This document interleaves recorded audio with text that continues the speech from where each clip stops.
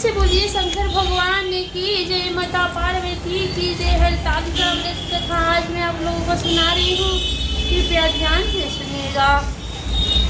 हरतालिका व्रत कथा सुनी जो इस तरह है, जिसके दिव्य वृष राशि पर मंदार आँख के पुष्प की माला शोभा देती है, जिसे भगवान चंद्रशेखर के कंठ में मुंडों की मालाएं पड़ी हुई है।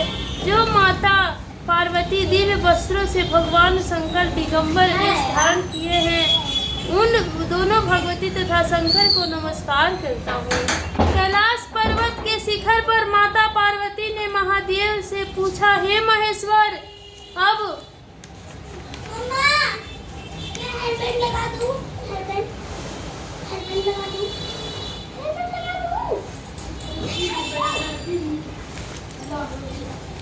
हमसे आप गुप्त से गुप्त व्रता कहिए, जो सबके लिए सब धर्मों से सरल हो अथवा महान फल देने वाली हो। हे नाथ, अब आप हमसे भली भांति प्रसन्न होकर आप मेरे सम्मुख प्रकट कीजिए। हे नाथ, आप यदि मान्य और अंतरहित, आपकी माया का कोई पार नहीं है।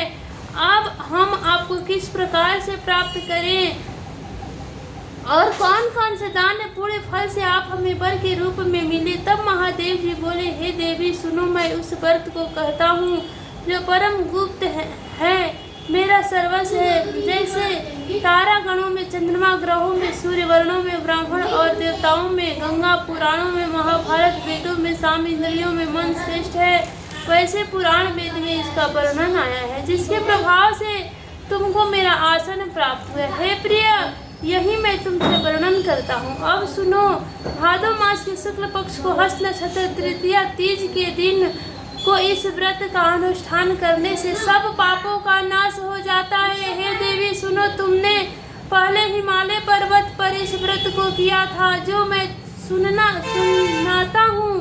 पार्वती जी बोली, हे प्रभु, इस व्रत को मैंने किस लिए किया था, वह सुनने की इच्छा है, सो कहिए। शंकर जी बोले, आर्यावर्त में हिमाचल नामक एक पर्वत है, जहाँ अनेक प्रकार की भूमि अनेक प्रकार के वृक्षों से सुशोभित है, जिन पर अनेक प्रकार के पक्षीगण रहते हैं, अनेक प्रकार के मृग आदि जहाँ विचरण करते हैं, जहाँ देवता गंधर्व सहित किन्नर आदि सिद्धजन रहते हैं। गंधर्व गण प्रसन्नता पूर्वक गान करते हैं। पहाड़ों के शिखर कंचन मणि विद्य आदि से सुशोभित रहते हैं। वह गिरिराज आकाश को अपना मित्र जानकर अपने शिखर रूपी हाथ से छूता रहता है, जो सदैव बर्फ से ढका हुआ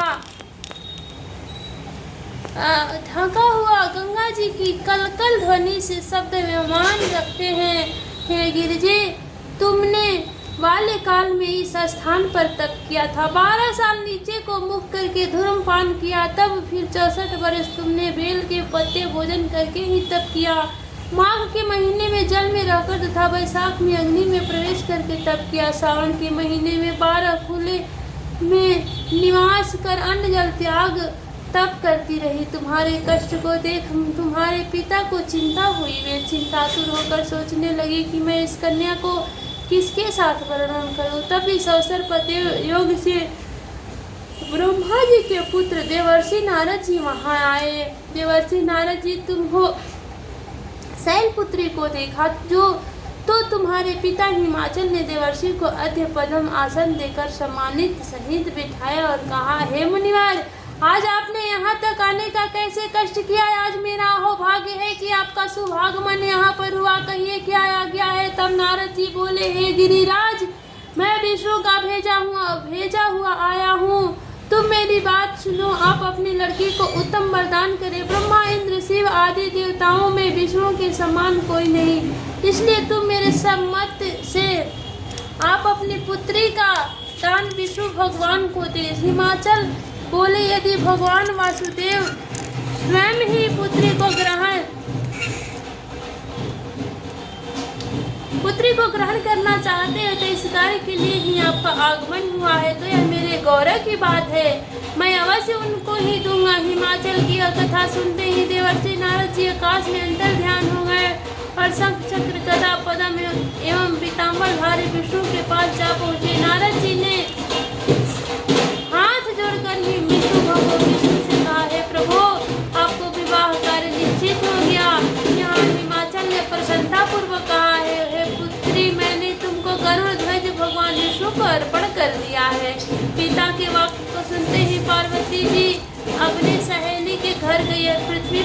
देखकर अत्यंत दुखी होकर विलाप करने लगी।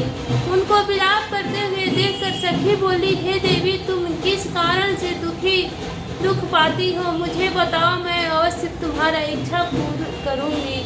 तब पार्वती बोली, हे सखी सुन, मेरी मन की अभिलाषा है, अब मैं सुनाती हूँ।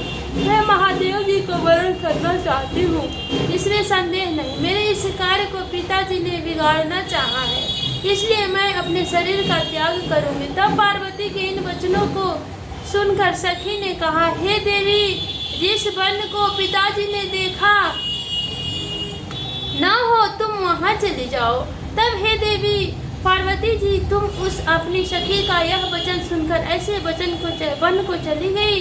पिता हिमाचल तुमको घर पर ढूंढने लगे और सोचा कि मेरी पुत्री को या तो कोई देव दानव अथवा किन्नर हरण कर ले गया। मैंने नारद जी को यह वचन दिया था कि मैं अपनी पुत्री को गरुड़ ध्वज भगवान के साथ वरण करूँगा। हाय, अब यह किस प्रकार तरह पूरा होगा, ऐसा सोचकर बहुत चिंतातुर हो मूर्छित हो गए। तब वह सब लोग हाहाकार करते हुए दौड़े आए और मूर्छा नष्ट होने पर गिरिराज से बोले, हमें अपनी मूर्छा का कारण बताओ। हिमाचल बोले, मेरे दुख का कारण यह है कि मेरी रतन रूपी कन्या का कोई हरण कर ले गया है, या सर्प डस गया अथवा किसी सिंह या व्यांग ने मार डाला है। न जाने वह कहाँ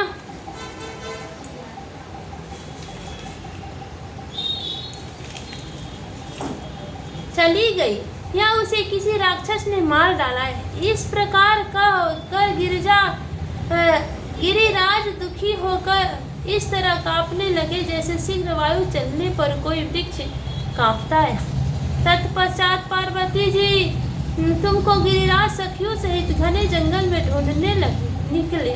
सिंह व्याध आदि हिंसक जंतुओं के कारण वन वहाँ भयानक प्रतीत होता था। तुम भी सखी के साथ जंगल में घूमते हुए भयानक जंगल में एक नदी के तट पर एक गुफा में पहुंची। उस गुफा में तुम अपनी सखी के साथ प्रवेश कर गई, जहाँ तुम अन्नदान का त्याग करके बालू का लिंग बनाकर मेरी आराधना करती रही। उसी स्थान पर भाद्र मास के हस्त नक्षत्र युक्त तृतीया के दिन तुमने मेरा विधि विधान से पूजन किया। तब रात्रि को मेरा आसन डोलने लगा। मैं उस स्थान पर आ गया जहाँ तुम और तुम्हारी सखी दोनों थी। मैंने आकर तुमसे कहा, मैं तुमसे प्रसन्न हूँ, तुम मुझसे वरदान मांगो। तब तुमने कहा, हे देव, यदि आप प्रसन्न हो तो आप महादेव जो मेरे पति हो, मैं यथा वस्तु ऐसा ही होगा कहकर कैलाश पर्वत को चला गया।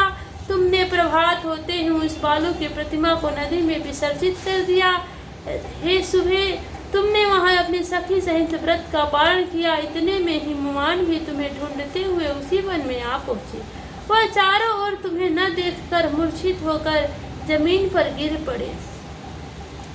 उस समय नदी के तट पर 2 कन्याओं को देखा तो वे तुम्हारे पास आ गए, तुम्हें हृदय से लगाकर रोने लगे और बोले, तुम इस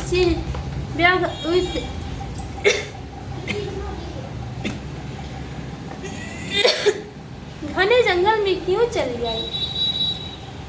पार्वती जी बोली, हे पिता सुनिए, मैंने पहले ही अपना शरीर शंकर जी को समर्पित कर दिया था, किंतु आपने इसके विपरीत कार्य किए, इसलिए मैं वन में चली आई। ऐसा सुनकर हिमवान ने फिर तुमसे कहा कि मैं तुम्हारी इच्छा के विरोध यह कार्य नहीं करूँगा। तब वे तुमको लेकर घर पर आए और तुम्हारा विवाह हमारे साथ कर दिया। हे प्रिया, उसी व्रत के प्रभाव से तुमको यह मेरा अर्थ आसन प्राप्त हुआ है। इस व्रत का राज को मैंने अभी तक किसी के सम्मुख वर्णन नहीं किया है। हे देवी, अब मैं तुमको बताता हूँ, जो मन लगाकर सुनो। इस व्रत का नाम व्रतराज क्यों पड़ा? तुमको सखी हरण कर ले गई थी, इसीलिए इस व्रत का हरतालिका नाम पड़ा। पार्वती जी बोली, हे स्वामी, आपने इस व्रतराज का नाम तो बताया, किंतु मुझे इसकी विधि एवं फल भी बताइए। इसके करने से किस फल की प्राप्ति होती है? तब शंकर जी बोले कि स्त्री जाति के अति उत्तम व्रत की विधि सुनिए। सौभाग्य की इच्छा रखने वाली स्त्री इस व्रत को विधि पूर्वक करे उसमें केले के खंभों से मंडप बनाकर वंदवारों से सुशोभित करे, उसमें विविध रंगों से रेशमी वस्त्र की चांदनी तान देवे, फिर चंदन आदि सुगंधित द्रव्यों से लेपन करके स्त्रियां एकत्र हो शंख भेरखी मृदंग बजावे, विधि पूर्वक मंगलाचार करके गौरा और सकल स्वर्ण निर्मित प्रतिमा को स्थापित करे। फिर शिव जी और पार्वती जी का गंध धूप दीप पुष्प आदि से विधि सहित पूजन करे। अनेक प्रकार के नवेद मिठाइयों का भोग लगा दे और रात को जागरण करे। नारियल सुपारी जवारी नींबू लौंग अनार नारंगी आदि फलों को एकत्रित करके धूप दीप आदि मंत्रों द्वारा पूजन करे। फिर मंत्रों उच्चारण करे। शिवाय से लेकर उमसाय तक के मंत्रों में प्रार्थना कर। अर्थ प्रार्थना मंत्रार्थ हे कल्याण स्वरूप हे शिव हे मंगल रूप महेश्वर हे शिवे, आप हमें सब कामनाओं को देने वाली देवी कल्याण रूपे तुमको नमस्कार है। कल्याण स्वरूप माता पार्वती जी हम आपको नमस्कार करते हैं और शंकर जी को सदैव नमस्कार करते हैं। ब्रह्मा बहुत बड़ी जगत का पालन करने वाली माता जी आपको नमस्कार है। हे सिंहवाहिनी संसारिक भय से व्याकुल हूँ, मेरी रक्षा करे। हे महेश्वरी मैंने इस अभिलाषा से आपका पूजन किया है। हे पार्वती माता आप हमारे ऊपर प्रसन्न होकर मुझे सुख और सौभाग्य प्रदान कीजिए। इस प्रकार मंत्रों द्वारा उमा सहित शंकर जी का पूजन करें तथा विधि विधान सहित कथा सुनकर गौ वस्त्र तथा आभूषण ब्राह्मणों को दान करें। इस प्रकार से पति तथा पत्नी दोनों को एकाग्रचित्त होकर पूजित करें। वस्त्र आभूषण आदि संकल्प द्वारा ब्राह्मणों को दक्षिणा दे। हे देवी इस प्रकार व्रत करने वाले के सभी पाप नष्ट हो जाते हैं। फिर वह 7 जन्मों तक राज सुख और सौभाग्य को भोगती है। जो स्त्री तृतीया के दिन अन्नहार करती है व्रत को नहीं करती वह 7 जन्म तक बंध्या एवं विधवा होती है। जो स्त्री इस व्रत को नहीं करती वह धन्य और पुत्र के शोक से अधिक दुखी हो भोगती है तथा वह घोर नरक में जाकर नष्ट पाती है। इस दिन अन्न आहार करने वाली सुकरी फल खाने वाली वानरी तथा जल पीने टिटहरी शरबत पीने से वाली जोक दूध पीने वाली सापिनी मांस खाने वाली बाघनी दही खाने वाली बिलारी और मिठाई खाने वाली चींटी सब चीजें खाने वाली मक्खी का जन्म पाती है। सोने वाली अजगरी पति को धोखा देने वाली मुर्गी का जन्म पाती है। स्त्रियों को परलोक सुधारने के लिए व्रत करना चाहिए। व्रत के दूसरे दिन व्रत का पारण करने के पश्चात सोना चांदी तांबे कांसे के पात्र में ब्राह्मण को अन्न दान करना चाहिए। इस व्रत को करने वाली स्त्री मेरे समान पति को पाती है। मृत्युलोक में पार्वती जैसे रूप को प्राप्त करती है, जीवन की संसारिक सुख को छोड़कर परलोक में मुक्ति पाती है। हजारों अश्वमेध यज्ञ के करने से जो फल प्राप्त होता है वही मनुष्य का इस कथा के सुनने से मिलता है। हे देवी मैंने तुम्हारे सम्मुख यह सब व्रत के उत्तम व्रत को वर्णन किया है जिसके करने से मनुष्य के समस्त पापों का नाश हो जाता है। प्रेम से बोलो शंकर भगवान की जय, माता पार्वती की जय।